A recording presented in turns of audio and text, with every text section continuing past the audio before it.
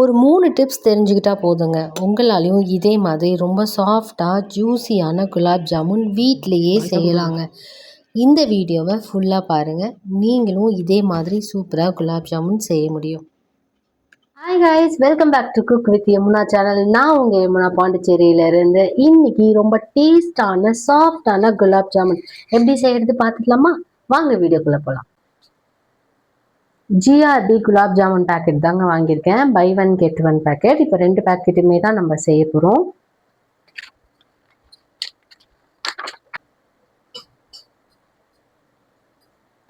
So எப்போவுமே நம்ம தண்ணி ஊற்றி பிசையறதுக்கு பதிலாக பால் ஊற்றி பிசைஞ்சோம்னா இன்னுமே ரொம்ப சாஃப்டாக இருக்கும். ஸோ அதனால் நான் ஒரு கிளாஸ் பால் எடுத்திருக்கேன். ஸோ கொஞ்சம் கொஞ்சமாக ஊற்றி மிக்ஸ் பண்ணிக்கலாம்.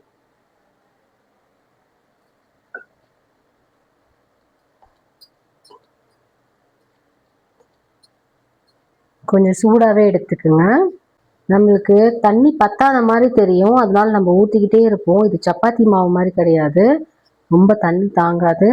ஸோ இந்த மாதிரி நீங்கள் இப்படி உருட்டி பாருங்கள். ஸோ உருட்டி பார்த்தீங்க, உருட்டை வந்துச்சுனாலே நம்ம தண்ணி ரொம்ப ஸ்டாப் பண்ணிக்கணும்.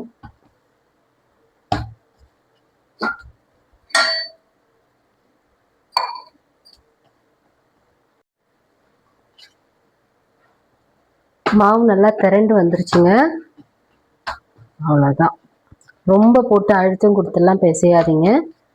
சாஃப்டாக ஹேண்டில் பண்ணுங்க.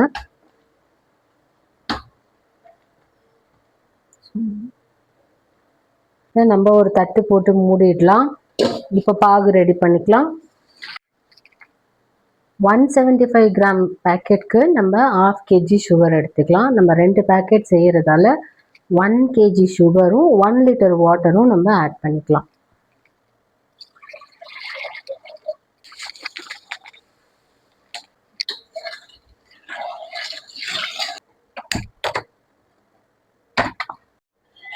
இது நல்லா பாயில் ஆகுற வரைக்கும் கிளறி விட்டுட்டே இருக்கணும், இல்லைன்னா சக்கரை அப்படியே கெட்டி ஆகிடும். 15 to 20 minutes கொதிச்சிருக்குங்க. கலரே கோல்டன் கலரில் வந்திருக்கு பாருங்கள். இப்போ ஏலக்காயும் குங்குமப்பூவும் போட்டு நம்ம ஆஃப் பண்ணிடலாம். ஒரு 5 மினிட்ஸ்க்கு மேலேயே நல்லா ஊறிடுச்சிங்க குலாப் ஜாமுன் மிக்ஸு. ஸோ நம்ம இப்போ பால் போட ஆரம்பிச்சிடலாம். ஸோ அதுக்கு நெய் எடுத்துக்கிறேன். கொஞ்சம்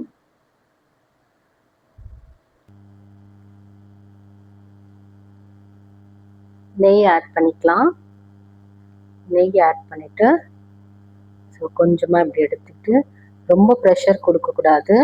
2 உள்ளங்கையில் இப்படி சேர்த்து வச்ச மாதிரி உருட்டுங்க, கிராக்கே வராது.